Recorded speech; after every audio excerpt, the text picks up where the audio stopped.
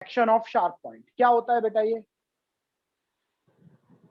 Action of sharp point, इसको हम also इसको हम जानते हैं, that is called corona discharge. ठीक है, डिस्चार्ज, कोरोना डिस्चार्ज। ठीक है, तो ये क्या होता है? ये कंसेप्ट है, एक थोड़ा सा समझ लीजिए। शार्प पॉइंट का एक्शन क्या होता है?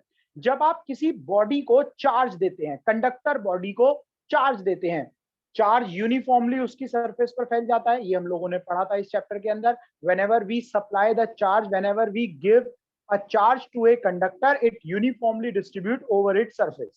Let's consider we have a conductor with a sharp edge, sharp points हैं उसके पास।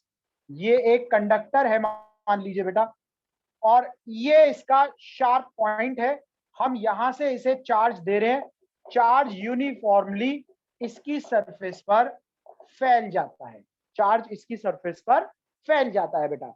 अब मुझे बताइए, अगर मैं एक पॉइंट की बात करूं, एट पॉइंट या शार्प पॉइंट लिख लेंगे, एट शार्प पॉइंट क्या होता है बेटा? शार्प पॉइंट पर एरिया कितना होता है? जरा मुझे बताएगा कोई, पॉइंट का एरिया कितना होता है बेटा? किसी पॉइंट का एरिया कितना होता है? कोई बता सकता है? What is the area of A point? Approximate zero. Area of A point कितना होगा बेटा? जीरो होगा। पॉइंट का एरिया जीरो होता है बेटा। और जब एरिया जीरो होता है तो सरफेस चार्ज डेंसिटी होती है Q upon A, that is very very large, very very large electric surface charge density आ गई। कंडक्टर के लिए E इज इक्वल टू, हमने पढ़ा था, सिग्मा अपॉन 2 एप्सिलॉन नॉट। किसी कंडक्टर की के चारों तरफ electric field E is equal to sigma upon 2 epsilon naught. Electric field भी हो जाएगा वेरी वेरी लार्ज। कंसीक्वेंस को समझेंगे बेटा, जब हम किसी कंडक्टर को चार्ज सप्लाई करते हैं तो शार्प एंड का एरिया बहुत कम होने के कारण सरफेस चार्ज डेंसिटी बहुत ज्यादा हो जाती है, इलेक्ट्रिक फील्ड बहुत ज्यादा हो जाता है। इलेक्ट्रिक फील्ड बहुत ज्यादा हो जाता है बेटा। इलेक्ट्रिक फील्ड ज्यादा होने की वजह से अब सोचिए कि यहां पर जो मीडियम है, वो मीडियम कौन सा मीडियम है बेटा? एयर मीडियम है। यहां पर कौन सा मीडियम है? एयर मीडियम है बेटा। यहां इस कंडक्टर के चारों तरफ कौन है? एयर। एयर के अंदर दो तरह के पार्टिकल्स हैं, नेगेटिव पार्टिकल और पॉजिटिव पार्टिकल। भाई मॉलिक्यूल से मिलकर बने होंगे। जो मॉलिक्यूल्स हैं, एयर के जो मॉलिक्यूल हैं, उनमें दो पार्ट हैं, पॉजिटिव और negative.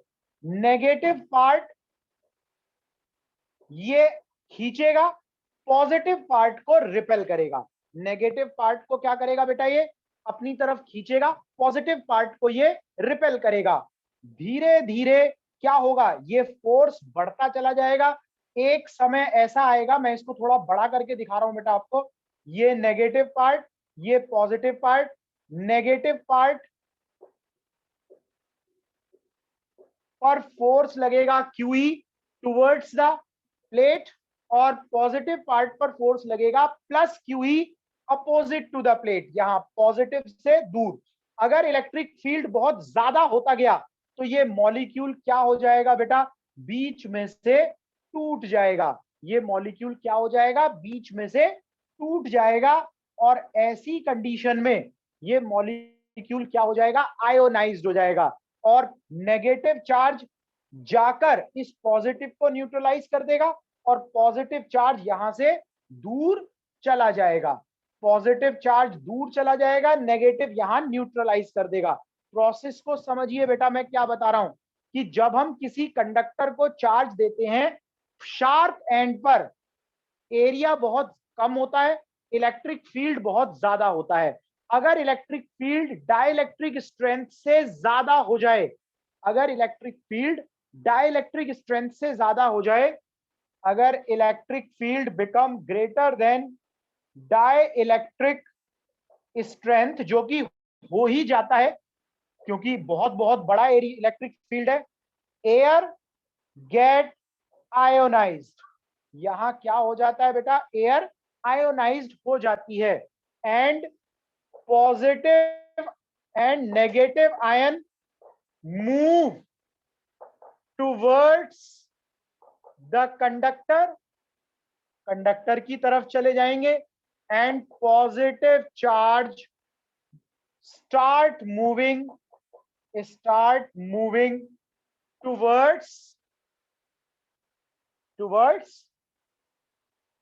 Start moving away, start moving हो जाएगा। हमें ऐसा लगेगा कि एक पॉजिटिव चार्ज का स्प्रे यहां से निकल रहा है, यानी कि एक ऐसी फीलिंग आएगी बेटा कि यहां से पॉजिटिव चार्ज दूर चला जा रहा है, पॉजिटिव चार्ज का स्प्रे यहां से निकल रहा है, और ऐसी कंडीशन को हम कहते हैं एक्शन ऑफ शार्प पॉइंट। इसी कंडीशन को हम कहते हैं एक्शन ऑफ शार्प पॉइंट। क्या कहते हैं बेटा, एक्शन ऑफ शार्प पॉइंट कहते हैं।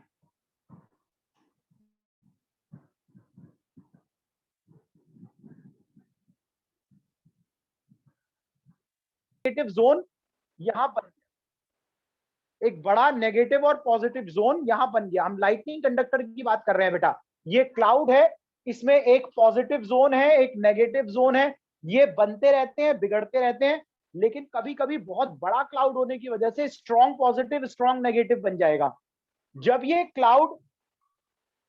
क्लाउड किसी एरिया में बनेंगे और वो एक हिली एरिया होगा, हिली एरिया, वैसे भी जो बारिश वाले क्लाउड होते हैं वो थोड़ा नीचे बनते हैं बेटा, भारी होते हैं ना, तो बिल्डिंग के ऊपर जब ये क्लाउड बनता है तो बहुत ज्यादा प्रोबेबिलिटी है कि ये जो चार्ज है, ये चार्ज कहां चला जाए, ये चार्ज इस बिल्डिंग के अंदर, इस बिल्डिंग के ऊपर गिर जाए, क्योंकि बिल्डिंग बहुत ऊंची है बेटा, बिल्डिंग पर चार्ज गिर जाए और ये बिल्डिंग डैमेज हो सकती है। इस बिल्डिंग को डैमेज से बचाने के लिए हम क्या करते हैं, यहां पर एक कंडक्टर लगा देते हैं इस तरह से शार्प एज के साथ, और इसका दूसरा एंड इस बिल्डिंग के अंदर होता हुआ जमीन में चला जाता है बेटा, और इसकी अर्थिंग हो जाती है, अर्थ से कनेक्ट हो जाता है। शार्प एंड लगा देंगे, क्या होगा यहां पर, होगा क्या बेटा, यहां पर जब क्लाउड इस शार्प एंड के ऊपर आएगा, थोड़ा बड़ा करके दिखा रहा हूं मैं इसको, थोड़ा बड़ा करके देख रहे हैं बेटा हम, तो यहां शार्प एंड पर इलेक्ट्रिक फील्ड बहुत ज्यादा होगा, शार्प एंड पर इलेक्ट्रिक फील्ड ज्यादा होगा, यहां एयर आयोनाइज्ड हो जाएगी, जो क्लाउड और इस शार्प एंड के बीच में जो एयर है वो आयोनाइज्ड हो जाएगी। पॉजिटिव चार्ज, जो आयंस के पॉजिटिव चार्ज होंगे वो यहां से क्या होगा बेटा, इस पहले देखो, पहले यहां पर क्या होगा, थोड़ा सोचो, एक छोटा सा स्टेप मिस हो गया, जैसे ये क्लाउड इसके ऊपर आएगा इंडक्शन होगा, यहां नेगेटिव चार्ज आ जाएगा और यहां पॉजिटिव चार्ज आ जाएगा, ऊपर नेगेटिव चार्ज आ जाएगा बेटा और नीचे पॉजिटिव चार्ज आ जाएगा।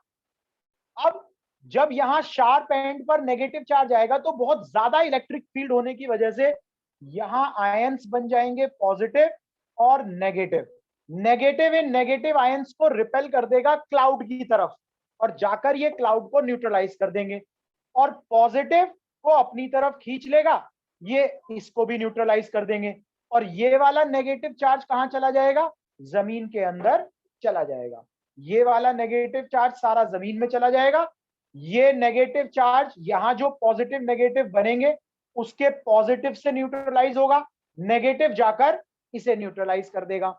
अब अगर समझो ये बिल्डिंग किसी पॉजिटिव चार्ज के नेगेटिव चार्ज के ऊपर आ गई, तो यहां क्या होगा बेटा, यहां होगा ये कि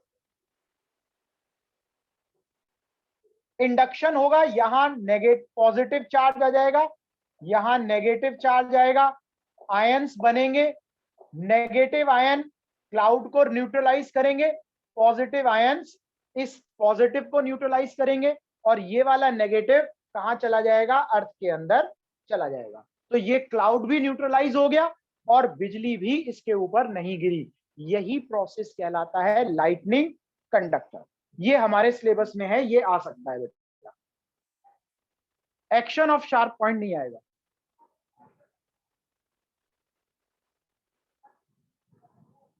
बताइए बेटा, किसी को प्रॉब्लम है इसमें? Excuse me sir. नहीं, नहीं, अभी नहीं।